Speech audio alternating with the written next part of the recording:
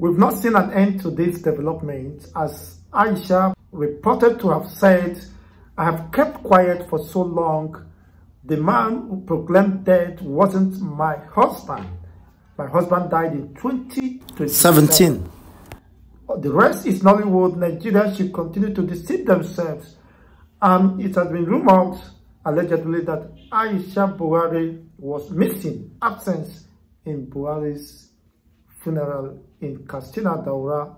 That is quite interesting, as the tension in Buhari's family continued to escalate over the alleged absence of her husband in that process of interment. It is quite very disturbing. Well, some quarters have said, well, this is not her husband. And based on the alleged tweet that eventually she has to express her feelings, that don't condition me to accept what is not the truth, what is not tenable. Recall, during 2017 or thereafter 2017, some people were speculating, could this be true? Why is Aisha Buhari eventually separated from her husband? If her husband is alive, you know, we understand how the Muslims value their wives. They don't allow their wife to live in isolation eventually. But that happened. You see Aisha Buhari living in Dubai for more than 8 months, 6 months. You begin to ask what exactly is happening. You see, this is more or less unusual, and it sends some speculations to buttress the rumor that is spreading, supported by Mazi Nnamdi Kanu position, that I stake Biafra for this. If you dare to challenge me, well, I'm ready to give up the Biafran struggle to prove to you that I am not messing words. Eventually, nobody could challenge him. And Aisha Buhari was now busy staying in United Arab Emirates.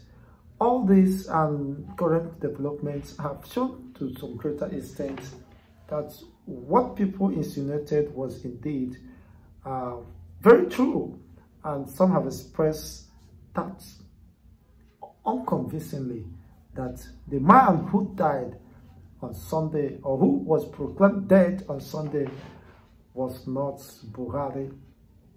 I have kept quiet for too long, and you cannot continue to provoke me. The man proclaimed dead on Sunday was not my husband. Now, if the wife or the alleged wife could make this position, then who else could counter it?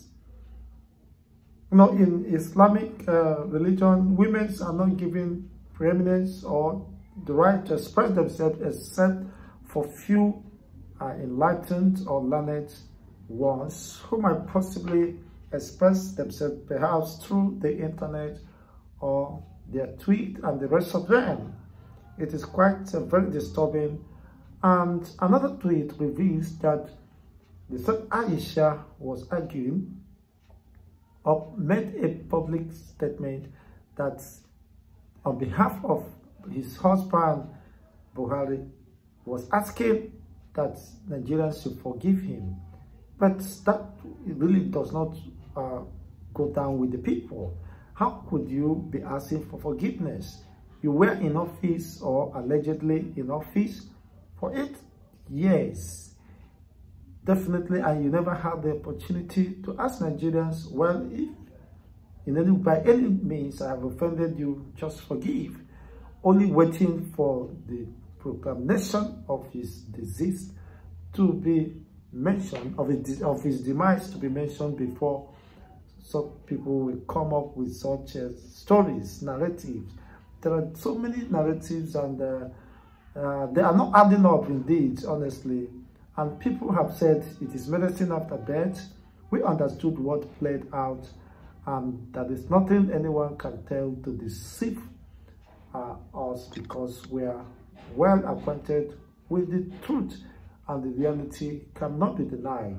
As some persons have argued, the reason why the North has to take this pragmatic step is to silence any attempt or move by Tinubu's administration to cage the North or possibly demand for extension beyond 2027.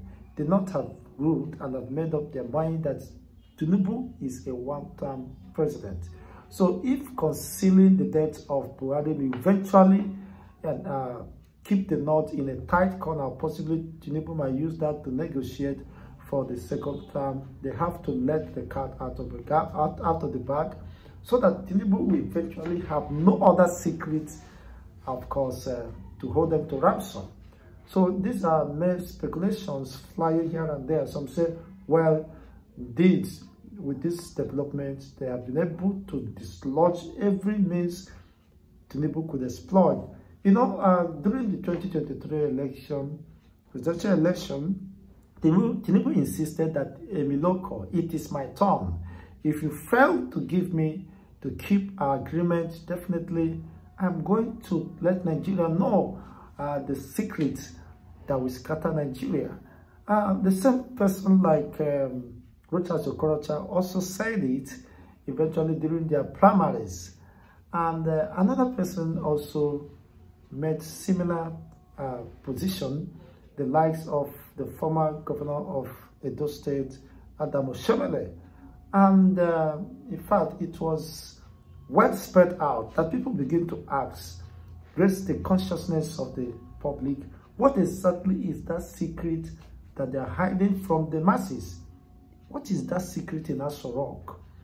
Well, Mazi Nnamdi Kanu have divulged whatever secret you needed to know.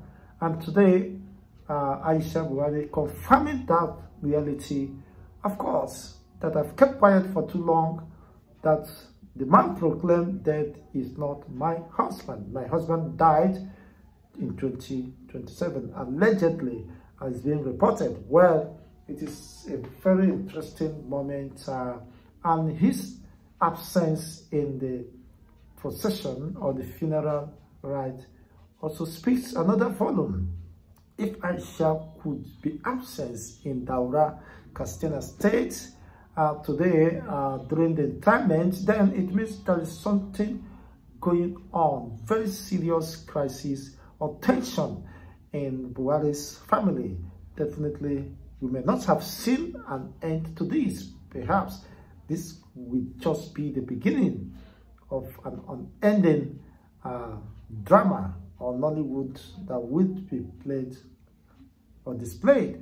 It's a matter of time. Possibly, you know, thereafter they might be contending with the sharing formula of his property or estate as an administrator of his estate. Possibly, I hope that will not eventually lead to another crisis within the family, which is definitely bound to happen, except it's well managed. Let me have your own take with regarding this development. Could you have believed that Aisha Buhari could be absent in the funeral procession of his husband? You know, today the interment was done, and eventually Tinubu has declared 7 days mourning in honor of the past president or head of state of the Federal Republic of Nigeria. It is quite an interesting moment. There are mixed reactions across the north, the south. You can see some people in the northern part were jubilating that Buhari is dead, while some are also mourning. So it is a moment of mixed reactions from different quarters across the north. There are people mourning, there are people, of course, in tears, while there are people jubilating that Buhari is virtually dead. Across the eastern region, likewise, people whose loved ones has been killed or brutalized, or forceful disappearances of the youth, those families affected will also be considering it as a vengeance for God.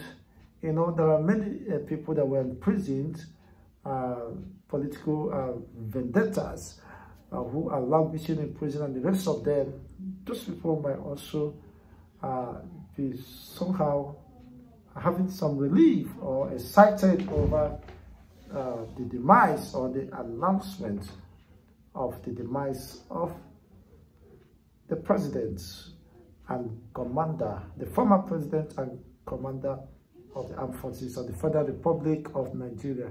Don't forget, Mazi Nnamdi Kanu made striking revelations, stunning revelations, which eventually was made public, that Aisha Buhari was on black mourning, in the state of mourning, coming from Lower Heart, as a way of observing certain religious rites in honor of her husband.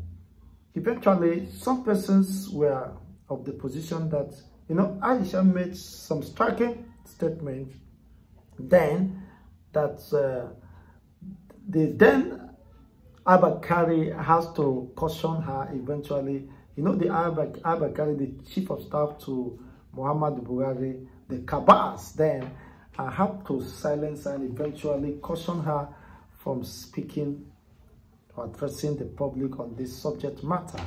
They were able to manage whatever they believe could be concealed from the people, but how long could that remain? In the past 8 years, of course, thereafter today, whatever is held as secret definitely is made open today. An official statement of the demise of Buhari. But some persons have believed that Buhari never died today, and we have had several Buharis emerging in the last 8 years, and eventually that is very disturbing. And some persons have argued, there was a time one Jubril from Niger was demanding certain conditions from the Nigerian government and from the Kabas, the Abba-Kyari and the rest of them, to continue the imposition on impostor, to serve as an impostor. Well, whatever be the case, it is quite interesting. Those dramatic moments definitely has ended. Perhaps we have not seen the end of the series, and more deeper revelations could definitely crop up. It's just a matter of time. But whatever happens, of course, we'll continue to get you abreast with the realities. But time and season, of course, will always remain. It doesn't matter how long the truth is covered up, but definitely it will be assumed as a matter of fact. For those observing the funeral rites of Buhari, of course, you can see the video being displayed across the internet. Buhari is gone, and it is quite unfortunate. Even after he has left office, he has to meet his ancestors.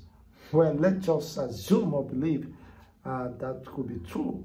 But what we cannot deny is the fact that it has been officially announced by his family through the spokesperson, who also told lies to Nigerians to cover up why Buhari was battling with a cancer, the cancer of the cells, the white blood cell, known as leukemia. This is a very serious health condition that it only takes, even with the resources available, you might not manage it for a long time. You see, it will be very difficult to manage such crises for a very period of 8 years, has been speculated. So, with the state it was in 2017, that couldn't have gone beyond 6 months. And if you understand what leukemia is, you have to be emptying your blood and the rest of them to keep stable. But whatever be the case, despite the resources, the money available, yet death could knock eventually. No matter how strong you are, no matter how daring, or of course, the commander, the grand commander of the armed forces, then not for death. Death is a debt everybody is owing. But not, that is not to say we are happy of course, the announcement, because it doesn't favor anyone. Some persons might have their reservations, and some persons, like I myself, my interest is that he would have given up his own account on his involvement on the adoption and the extraordinary rendition of Mazi Nnamdi Kanu, possibly be summoned by the International Criminal Court and with other people involved in that. But his demise has left a vacuum, honestly, possibly shielding other people who might possibly may have been dragged along. Immediately he is being arraigned or summoned at the International Criminal Court. So, and I am certain that Mazi Nnamdi Kanu will possibly react to this development regarding the official announcement or pronouncement of the demise of Buhari. Eventually, his position will not change from his previous stance concerning this. He said, I stake Biafran cause for this. If you think I am wrong, prove me right. If you think I'm not right, prove me wrong. I will abandon the cause of Biafra. I will stop the agitation for the Biafran cause. There could not be any other serious commitment to that. If Mazi Nnamdi Kanu, having known his positions, his pedigree, and his involvement or commitment to the cause of Biafran restoration, he said, prove me wrong, I will discard, I will stop eventually the agitation for the Biafran cause and eventually surrender myself to the appropriate authorities to do with me whatever they want to do. So these are stringent conditions. He staked his life and the agitation, the cost for the emancipation or restoration of the Biafran state. So you can't imagine there could not be any greater commitment to this. And nobody dares challenge him. Nobody dares challenge him or drag him to the court to give his own explanation of what he really meant by those actions or those words. You see, he wasn't messing words. He said, because if Mazi Nnamdi Kanu is playing, it's not to play to the extent of playing with the cause of Biafra restoration. So for him to have staked the agitation of Biafra to what he's saying, then it means it's a very serious commitment. He is certain and well aware of what he's saying and the implication of his statements or position. So it is not something, everybody has his right to his own opinion or whatever you think about that. But for me, his stance is quite overwhelming. It's something very stunning that nobody could, in his right senses, would want to doubt. Indeed. So if Aisha Buhari allegedly could be saying now that the man who died or proclaimed dead wasn't my husband.